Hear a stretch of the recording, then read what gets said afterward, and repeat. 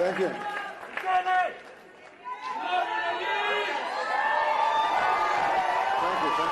you very much. Gracias, gracias. You're a true leader. Thank you. Gracias, muchas gracias. Thank you, everyone. Thank you, everyone. Thanks. That's all I see. Thank you. That's all I see. Thank you.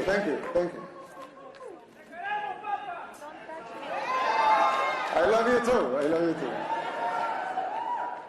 Dear Matt and Mercy, thank you for the kind invitation to have me here at CPAC. It is truly an honor to be here just a few days after our presidential and legislative elections,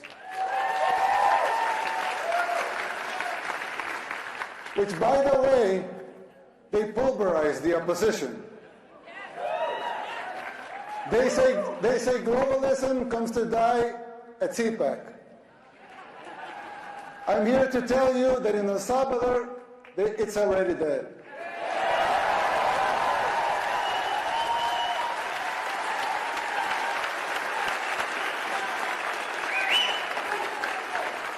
But if you want globalism to die here too, you must be willing to unapologetically fight against everything and everyone that stands for it. Fight for your freedoms. Fight for your rights. The next president of the United States must not only win an election, he must have the vision, the will, and the courage to do whatever it takes. And above all, he must be able to identify the underlying forces that will conspire against him. These dark forces are already taking over your country. You may not see it yet, but it's already happening. You don't see it as clearly because people are designed to see linear changes, not exponential ones. We don't always recognize how fast a problem can multiply and spiral out of control. The problem is much like the metaphor of the boiling frog. Once the water boils, it's already too late. People fail to see these things. It's our nature.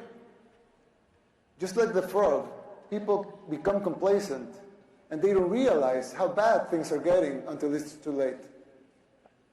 Well, I know, of course, El Salvador is a lot smaller country. Setting aside the differences, there's a similarity with what is happening here in the United States. We also had many apparently isolated problems in the 60s and the 70s. And we failed to realize as a country the severity of them until it became a civil war. By the time we reacted, it was already too late. We were already boiled like the frog. And it took us 50 years, 2 wars, 250,000 lives, and a third of our population displaced, and a near miracle to get our country back.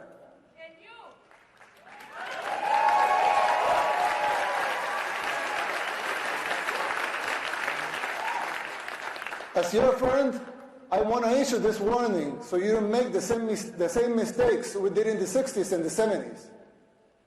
It is not easy to pull yourself back once you're in boiling water. In fact, all the experts said it was impossible. And besides, you don't want to wait 50 years and maybe hope for a miracle to get out of hell. You can still jump before the water boils. Some might say I'm exaggerating, but we can clearly see the signs of a declining society because our own hit rock bottom decades ago. It's like when we see someone getting sick. First, it's maybe just stomachache, or a headache, or a small fever. But if you don't deal with the disease, it will only get worse, and then it may be too late. Even after our first war in El Salvador, we failed again to look into the signs of the second civil war that was coming, the gang war. After 1 million people fled the first war, A lot of them came to live in ghettos here in the United States, where the gangs were formed. When former President Clinton deported a lot of those gang members without telling us they were gang members, they were criminals. They roamed free and recruited young people, thousands of young Salvadorans, to join the gangs. At first, they seemed like petty criminals, but they began to change and transform until they became the unscrupulous terrorists that we know today. Most of them even perform satanic rituals, and this has been well documented. The government back then didn't deal with the disease, nor did the next administration, nor did the ones after that. The disease that had begun with mild symptoms got worse and worse. It became a cancer that seemed incurable. We are already seeing these symptoms in the United States. Big cities in decline, like Baltimore, Portland, New York, just to name a few. Places where crime and drugs have become the daily norm, and even accepted and promoted by the government. How many young people have you lost to the streets of Philadelphia or San Francisco, to fentanyl? Did we see these apocalyptic sights 15, 10, 5 years ago? Can you imagine how it will be in the next 5, 10, or 15 years? The same thing was happening in El Salvador. In the span of less than a decade, gangs took control of all the country and our society. They evolved into a parallel government, controlling elections and even political parties. Every aspect of the daily life of most people was controlled by the gangs. Murder capital of the world is a tragic title to hold. Getting rid of that was the bare minimum we had to achieve in order to even start thinking about rebuilding our country.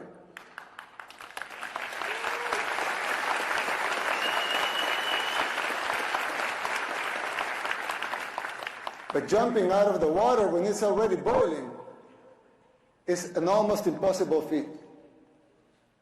You are not there yet. And believe me, you don't want to be. We did the unthinkable to cleanse our society. We arrested the terrorists, but we have to remove corrupt judges and corrupt attorneys and prosecutors.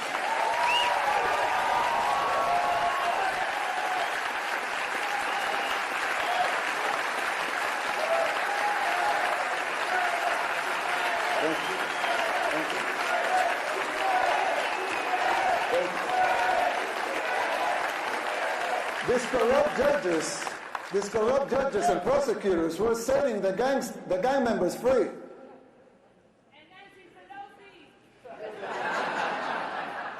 And it wasn't just the gangs.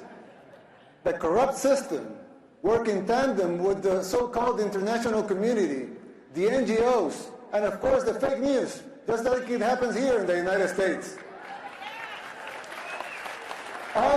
Unelected bureaucrats are trying to instate public policy. Who elected them? They don't have a democratic mandate. If they want a seat in the table, they should run for office. Let the people vote. It will not be a pretty sight for them if the elections are free and fair. I mean, who elected Soros to dictate public policy and laws?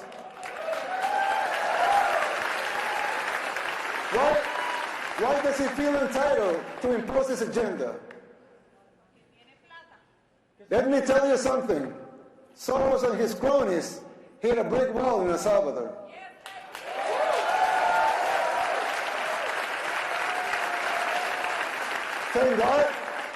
Thank God, and all the glory be to him, Salvadorans are now immune to his influence. No one believes his lies anymore over there. We just had free and fair elections. And we won in a landslide with more than 84% of the vote.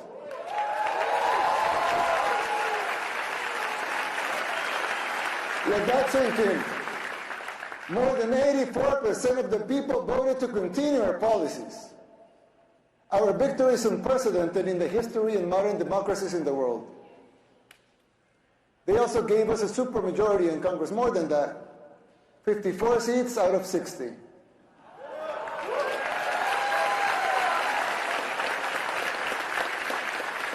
"57 if we count our allies.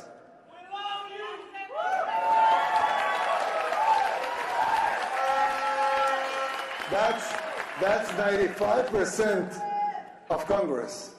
Let that also sink in. The people of El Salvador have woken up, and so can you. The global elites, they hate our success, and they fear yours. The people's free will to choose their leaders is something they despise because they cannot control that. You have experienced this firsthand here in the United States. The global elites control the mainstream media, they finance campaigns, district attorneys, to mention a few. They abuse their powers. They persecute political opponents. In El Salvador, we don't weaponize our judicial system to persecute our political opponents.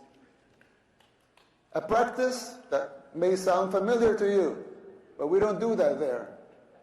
And who's the dictator? The global elites in the media, they work in conjunction, they run some stories and publish them, same pictures to reinforce their agendas. You're no strangers to that here in the United States. We deal with that in El Salvador too.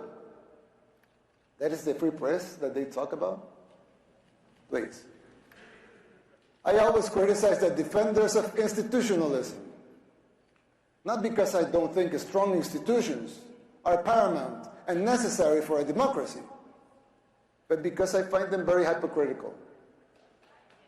They don't seem to have the same standards for themselves as they are trying to impose on others.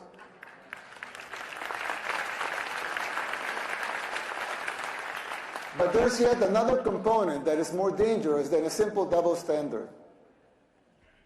Institutions were created to serve the people and not the other way around.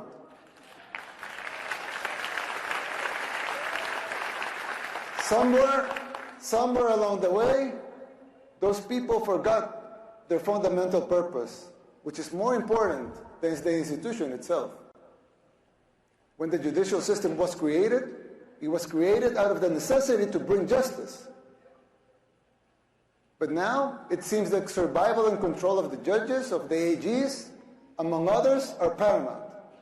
And the need to bring justice is merely a little more than an afterthought. Another example, the police was created to bring law and order. Let them seek law and order then. But now some of them are even afraid to do their job because they fear the consequences for doing it. They should be encouraged to fulfill their foundational roles without fear of repercussions that distract them from their missions.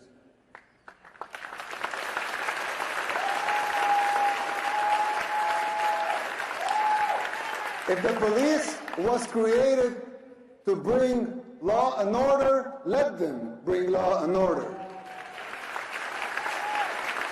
If the judicial system was created to bring justice, let them bring justice.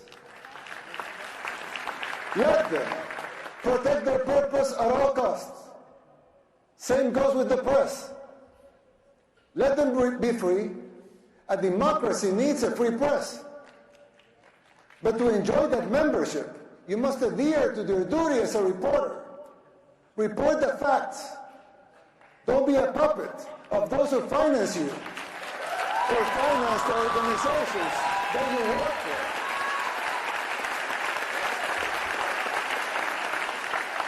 Your freedom of speech will always be protected.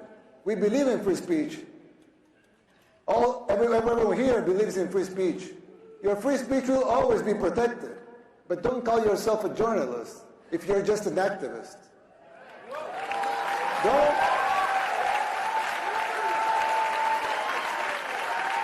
Don't call yourself independent if you depend in open society. Sarah's NGO for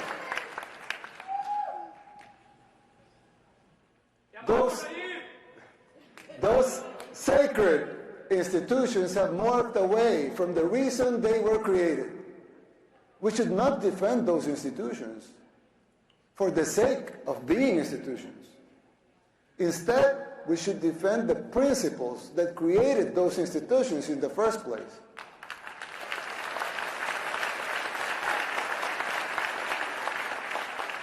It's troubling to see that this is happening everywhere. Not only in El Salvador and the United States, it's happening everywhere.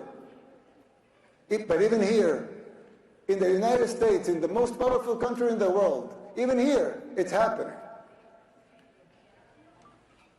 America should listen to these words, not because the El Salvador model should be replicated here, but because these specific examples apply to any nation that has lost or is losing its way.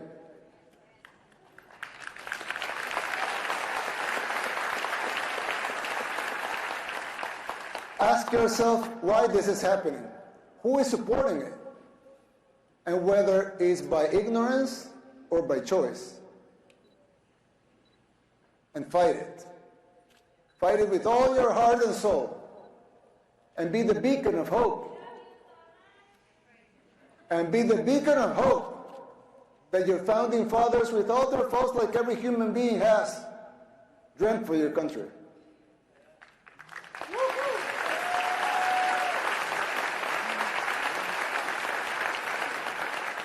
Fight for your freedoms, for your rights. Fight for the original purpose of these institutions and not their mere existence.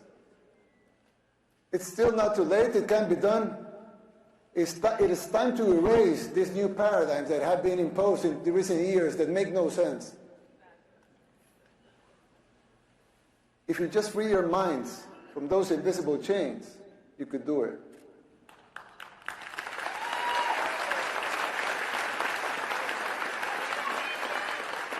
This shift is an extremely dangerous trend that undermines these institutions. Effectiveness and their credibility is at stake, both home and abroad. This is a warning from a friend. You should adhere to their foundational principles and purposes and denounce this new institutionalism.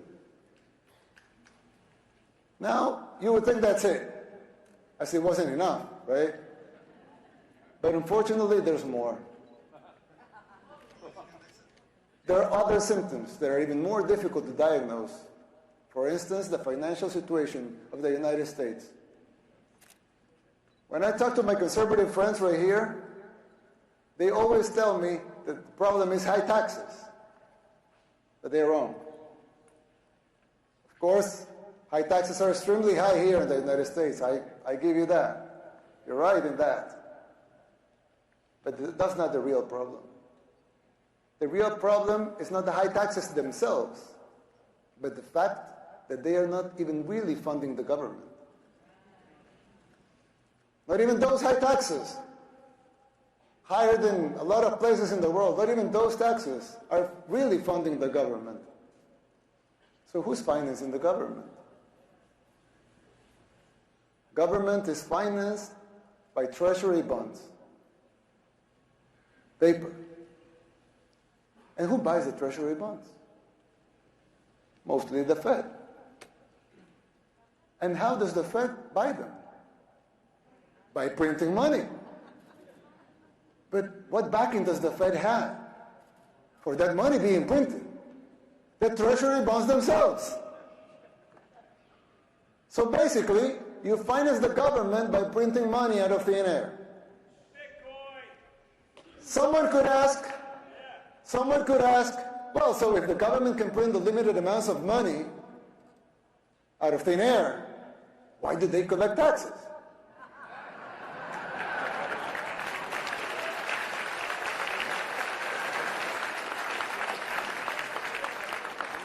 I mean, in theory, it would make sense, right? If they can print unlimited amounts of money, why would they need taxes for?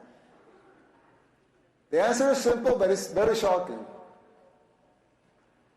The real problem is that you pay high taxes only to uphold the illusion that you are funding the government, which you are not.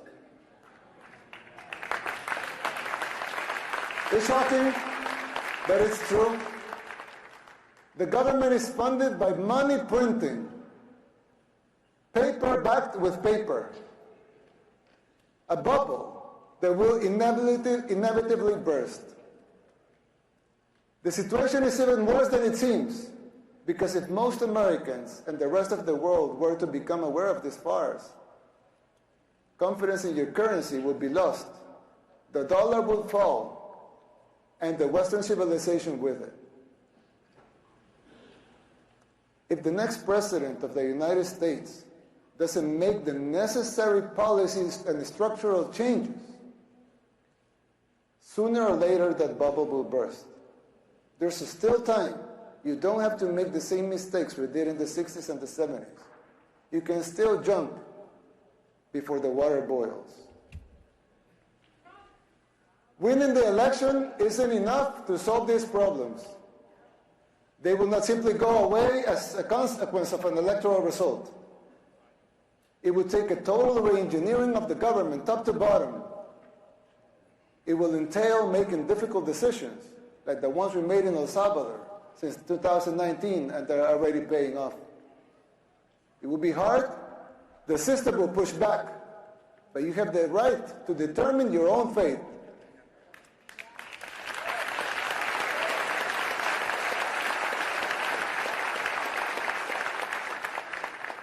Salvadorans did the same. The decision for the direction of our nation was ours, and it continues to be ours. We didn't tolerate being told what to do. In doing so, we did the unthinkable. Against all adversity, we transformed El Salvador from the most dangerous country in the world to the safest in the Western Hemisphere.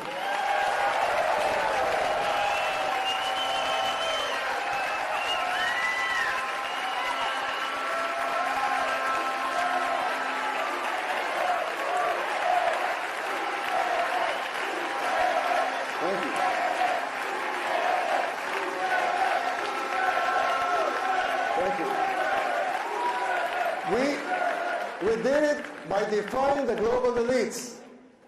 We told them no more. And that is my message to you. Put up the fight, because it is, in the end, it will be worth it.